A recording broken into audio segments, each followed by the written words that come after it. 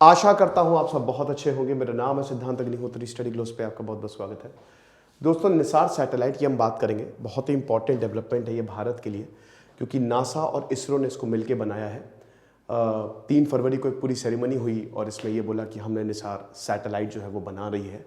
क्या है इसमें हम बात करेंगे, आपको बहुत आसानी से मैं समझाऊंगा। बड़ा इंपॉर्टेंट है ये GS paper 3 science and tech के लिए। तो NISAR, we are partnering with ISRO to launch NISAR. Bharat को अब सैटेलाइट सेक्टर में तो कोई नहीं हरा सकता, क्योंकि नासा से बड़ा तो कुछ नहीं है और नासा इसरो के साथ पार्टनरशिप कर रहा है। ये बहुत बड़ी बात है। तो अभी हम अर्थ क्रस्ट के चेंजेस को देखेंगे। देखिए इसका मिशन क्या है। Volcano, glaciers melting, ice melting, earth crust, इन सब को मॉनिटर करना, यानी कि जो नेचुरल डिजास्टर है उनका पता पहले से लगाया जा सकता है। आपको बता दो कि ये 12 दिन, हर 12 दिन पे घूमेगा, ठीक है। It will glow around 12 days. तो ये बहुत ही ज़बरदस्त है। इसमें जो सबसे इंपॉर्टेंट है, ठीक है, जो बेसिकली नाम भी ये नासा और इसरो को कंबाइन करके दिया गया है, बट इसमें जो अपर्चर रेडार है वो बहुत ही ज़बरदस्त है। वो मैग्नीफाइड इमेज देगा। तो हम बात करेंगे एक एक चीज़ की। थोड़े से टेक्निकल वर्ड्स हैं, मैं आपको आसानी से समझाने की कोशिश करूंगा। लेकिन उससे पहले मैं आपको बता दूं कि हमारा जो शानदार यूपीएससी प्रीलिम्स का क्रैश कोर्स है, इसको हमने यूपीएससी क्रैकर नाम दिया है। लाइव क्लासेस चलेंगी यूपीएससी 2023, 65% ऑफ प्लस 30% ऑफ है। ये आपको 3500 का मिलेगा अगर आप यूपीएससी 2023 यूज करते हैं। इसमें आपको लाइव टेस्ट सीरीज पे डिस्कशन, हिंदी इंग्लिश दोनों में, 15 महीने के करंट अफेयर्स, सीसैट पूरा का पूरा आपको मिलेगा, प्लस हफ्ते में 3 दिन लाइव क्लासेस, उसमें सवाल डिस्कस किए जाएंगे। तो टेस्ट सीरीज का भी डिस्कशन होगा, सवाल का भी डिस्कशन होगा। साथ ही साथ अगर आप यूपीएससी टेस्ट सीरीज ज्वाइन करना चाहते हैं, हमारी 2500 सवाल है, 1750 की है ये, और इसमें भी लाइव टेस्ट सीरीज डिस्कशन होगा। पिछली बार हमारी टेस्ट सीरीज से डायरेक्ट 35 सवाल आए थे, ठीक है। तो jointly developed by NASA and ISRO, ठीक है। सिंथेटिक अपर्चर रेडार, ये इंपॉर्टेंट है, सबसे इंपॉर्टेंट है। और इसमें इसको 2000, अभी तो देखिए ये भारत को दिया जाएगा, ये बन गया है, अब भारत को दिया जाएगा। स्पेशल कंटेनर में आएगा, ये कार्गो से भेजेंगे, शिप से भेजेंगे। अब उसके बाद भारत को दिया जाएगा। तो भारत ये अगले साल 2024 में लॉन्च करेगा सतीश धवन सेंटर इन आंध्र प्रदेश। तो ये नासा, ये अमेरिका से लॉन्च नहीं होगा, ये भारत से ही लॉन्च होगा, ठीक है। तो एस सोमनाथ और जॉइंट प्रोपल्शन लैबोरेटरी के डायरेक्टर लॉरी लेशन और ऑफिशियल्स फ्रॉम नासा, ये देख लेते, ये तस्वीर आप दिखा रहा हूं मैं आपको, ठीक है, ये तस्वीर है। तो ये आप देख सकते हो एस सोमनाथ, बाकी जो जेपीएल के डायरेक्टर है उस सब की तस्वीर, और नासा के ऑफिशियल जिन्होंने इस पर काम किया है, सबने तस्वीर, बड़ी मस्त फोटो खिंचाई, सेल्फी ली, और उसके बाद इस मिशन को लॉन्च किया गया। तो और ये है आपका इतना बड़ा निसार, गजब की सैटेलाइट है भैया, अर्थ के क्रस्ट को देखेगी, बड़ा इंपॉर्टेंट है ये। तो निसार क्या है, अब हम थोड़ा सा टेक्निकल वर्ड्स पे आते हैं। देखिए सबसे पहले किसने बनाया, इसरो और नासा ने। अब 2800 किलोग्राम की सैटेलाइट है, पहला पॉइंट नोट कर लीजिए। 2800, भारी, अच्छी खासी भारी सैटेलाइट है, जिसमें एल बैंड और एस बैंड, ये फ्रीक्वेंसी बैंड होते हैं। एल मतलब 1 से 2 हर्ट्ज, और ये होता है आपका 2 से 4, ठीक है।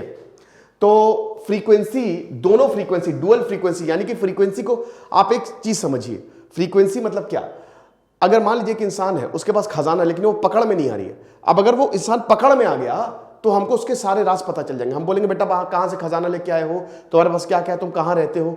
यही फ्रीक्वेंसी अलग अलग तरीके के एमिट होते हैं, लेकिन अगर आपने पकड़ लिया उसे, ठीक है, तो काफी कुछ आप उसके बारे में, फॉर्मूला होता है, मैथमेटिकल फॉर्मूला होता है, उसके बारे में बता सकते हैं, ठीक है। इसकी वेवलेंथ एस बैंड बहुत जबरदस्त है, ठीक है। अगर एस बैंड फ्रीक्वेंसी में कुछ वर्क कर रहा है तो इससे अच्छा कुछ नहीं, बट इसमें भी लिमिटेशंस है। इसको पावर देने में कभी कभी प्रॉब्लम आती है। एंटीना बहुत लार्ज होना चाहिए, क्योंकि 2 से 4, एक तो फ्रीक्वेंसीज की 2 से 4 है, साथ ही साथ इसका जो वेवलेंथ 8 से 15 सेंटीमीटर के करीब होता है, ठीक है। तो बहुत ही एफिशिएंट है, एटेन्युएशन इसमें बहुत कम होता है, जो कि सबसे बड़ी दिक्कत होती है ना, ये चीज है। तो सिंथेटिक अपर्चर रेडार, ये बहुत SAR, L band and S band synthetic aperture radar, frequency catch करके यही तो इमेजेस देगा, जबरदस्त इमेजेस देगा, और उसके बाद फिर साइंटिस्ट पता लगा पाएंगे कि अच्छा ये चल रहा है धरती में। तो dual frequency imaging radar satellite है। नासा ने क्या क्या दिया है और इसरो ने क्या क्या दिया है, चलिए हम बात कर लेते हैं। दोनों ने मिलकर बनाया। तो नासा ने क्या क्या बनाया है, नासा ने एल बैंड रेडार बनाया है, जीपीएस दिया हुआ है भाई, पोजीशन बहुत इंपॉर्टेंट है, और high capacity solid state recorder, ताकि डेटा को रिकॉर्ड किया जाए। तो नासा ने पोजीशन का ध्यान रखा है, एक फ्रीक्वेंसी बैंड दी है उसको, और एक सॉलिड स्टेट रिकॉर्डर यानी कि जीपीएस और डेटा को स्टोर करने की जिम्मेदारी, और एक जो फ्रीक्वेंसी बैंड है वो नासा ने बनाया है। इसरो ने क्या बनाया है, इसरो ने एक एस बैंड बहुत खतरनाक, मतलब इसको बनाना ज्यादा मुश्किल है, तो एस बैंड रेडार बनाया है। साथ ही साथ जीएसएलवी लॉन्च यानी कि लॉन्च का जो पूरा का पूरा हिसाब किताब है वो इसरो देखेगा, और एक स्पेसक्राफ्ट इसरो देगा। ठीक है, तो ये नासा और इसरो का काम ऐसे डिवाइड है ना। अब इसमें एक इंपॉर्टेंट कंपोनेंट है गोल्ड प्लेटेड वायर मेश। देखिए, जब भी हम स्पेस पे जाते हैं तो हमको पता है कि वहां पे टेम्परेचर वेरिएशन होता है, बहुत हाई टेम्परेचर होता है, जिसकी वजह से आपके इक्विपमेंट डैमेज हो जाते हैं।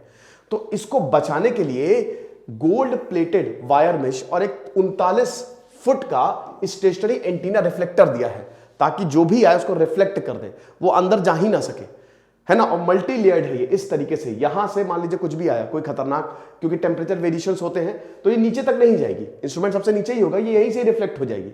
ठीक है, तो ये हिसाब किताब है, और वही सिग्नल्स को रिसीव करने के लिए इस तरीके से देख सकते हैं आप ये काम करेगा, और ये ऐसे बनाया गया है। ठीक है, तो नासा ने भैया इसमें बहुत ही ज्यादा मेहनत की है, और उसके बाद इसरो ने और नासा ने, और उसके बाद ये ऐसे धरती के चक्कर लगाएगा और हमको इंपॉर्टेंट डेटा जो है वो देगा। ये देख सकते हैं, ये है जीपीएस एंटीना आपका बहुत ही बड़ा, और उसके बाद ये आपका रेडार, डिप्लॉयड रेडार एंटीना है। ठीक है, जहां से सिग्नल मिलेगा, कैच होगा ना, और ये इतना बड़ा 39 फुट का यही है एंटीना रिफ्लेक्टर।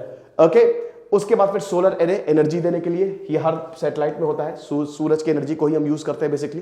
देन उसके बाद स्पेसक्राफ्ट, बस है ये पूरा का पूरा इंस्ट्रूमेंट, एल बैंड, एसएआर और एस बैंड, ये सबसे इंपॉर्टेंट कंपोनेंट है सैटेलाइट के। क्योंकि मेन आप क्या करोगे, देखो सैटेलाइट बनाना सबसे बड़ी प्रॉब्लम होती है सैटेलाइट को ऊपर भेजना, जिसने जो इसरो ने उसका काम देख लिया है। ठीक है, उसके बाद इमेजेस कैप्चर करना, पोलरीमीटर हो गया, इंटरफेरोमेट्री, सब कुछ देखा जाता है। तो ये बेसिकली ये जो एसएआर है ना, ये रेडियो वेव, ये अपर्चर, ठीक है, सिंथेटिक अपर्चर रेडार, और एस बैंड और एल बैंड दोनों का ही सबसे इंपॉर्टेंट यही है, यही आपको फोटो खींच के देंगे, है ना। तो ये चीज है, देख लीजिएगा आप आराम से इसको पॉज करके, और ये थोड़ा सा मैग्नीफाइड इमेज है, अब इसको मैं क्या ही बताऊं, आराम से इसको देख लीजिएगा, बता तो चुका हूं सब। ओके, अब देखिए गोल्ड फॉइल मल्टी लेयर है, जैसा कि हमने बताया, इसमें ऊपर रिफ्लेक्टर है, नीचे इंसुलेटर है, ताकि जो गर्मी है, जो हीट वेव्स है, वो बहुत नीचे तक नहीं जाए। ये इस तरीके से कुछ काम करेगा। आप देख सकते हो इंसिडेंट रेडिएशन, यहां पे रेडिएशन होगा, उसके बाद रिफ्लेक्ट हो जाएगी। फिर उसके बाद इंटरनल रिफ्लेक्शन होता है, इंटरनल टीआईआर समझा, आपके हीरे में टोटल इंटरनल रिफ्लेक्शन होता है, तभी वो हमेशा चपा हीरा है सदा के लिए, क्योंकि इसमें टीआईआर होता है, तारों में टीआईआर होता है। ठीक है, तो total internal reflection, light internally reflect हो जाती है, क्रिटिकल एंगल से ग्रेटर पे लाइट बेंड, खैर वो एक वही बेंड करती है, तो उसके बाद वो रिफ्लेक्ट हो जाती है, वो बाहर जाती ही नहीं। ठीक है, तो ये चीज, और आखिरी में कुछ बचता ही नहीं है, रेडिएशन ट्रांसफर बहुत ही कम होता है।